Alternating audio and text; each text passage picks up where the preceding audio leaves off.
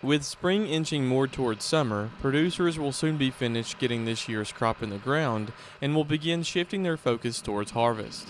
However, getting that crop to harvest successfully depends on Mother Nature, which has already given many farmers and producers a wild ride so far this year. What we've seen is that the temperatures have been above normal, and a lot of that has to do with how warm February was. You might remember February was really far above normal. Everything was blooming early, and it caused problems later for the fruit farmers because then we went into a cooler period in March where we had a couple of frosts, and that really caused some problems for especially peaches, but some with blueberries as well. Precipitation-wise, most of the state has gotten a decent amount of precipitation. Probably the driest part of the state right now is the southwest part.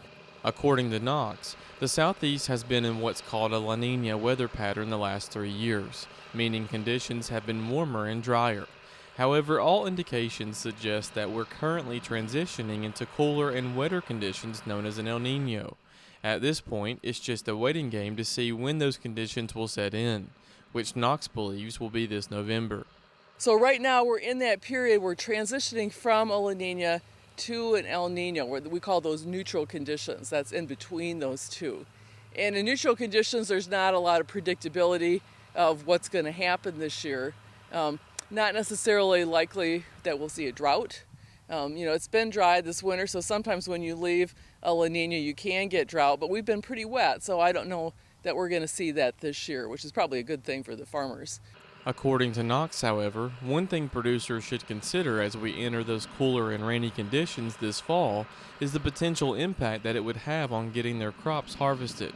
If El Nino comes on quickly, as most models predict it's going to, we could see an early wet fall because that jet stream could set up over Georgia by fall, which could cause problems for some harvests. So I think farmers are really going to have to be watching this fall to make sure that if there's a window of dry weather, they're out and making the most of it.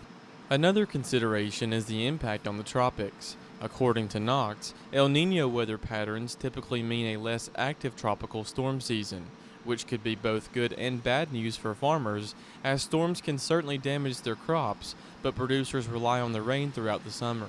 When we have an El Nino, we tend to have fewer storms. Now, we can still have strong ones. Hurricane Michael was in the beginning of an El Nino episode, so it only takes one.